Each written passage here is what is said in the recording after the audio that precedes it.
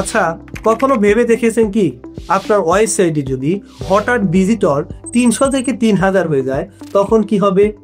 তাহলে আসুন রিসেন্টলি ঘটে যাওয়া এক ব্যবসায়িক গল্প বলি।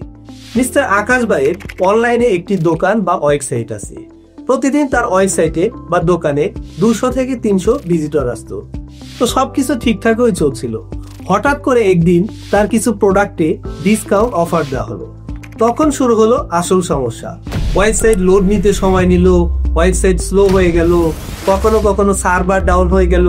এই যে এত এত সমস্যার মধ্যে কাস্টমার বিরক্ত হয়ে অর্ডার না করে অন্য সাইটে চলে গেল। এতে করে আকাশ ভাই একদিনেই হারালো অসংখ্য অর্ডার এবং সেই সাথে ব্র্যান্ড ভ্যালু এবং বিশ্বস্ততা হারালে। এমনটা কেন হলো?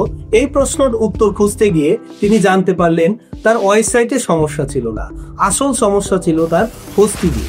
কারণ তার ওয়েবসাইটের জন্য শক্তিশালী কোনো হোস্টিং ছিল না।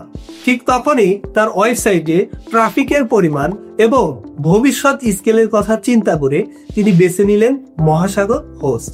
এখন আর আকাশ ভাই দুশ্চিন্তা করেন না। তার ওয়েবসাইটে ভিজিটর যতই হোক, 3000 হোক বা 4000 হোক, তার ওয়েবসাইট সবসময় থাকে ফাস্ট, লাইট এবং সিকিউর। তাহলে প্রশ্ন হলো, আপনি কি চান আপনার কাস্টমার অন্য কোনো সাইটে চলে যান?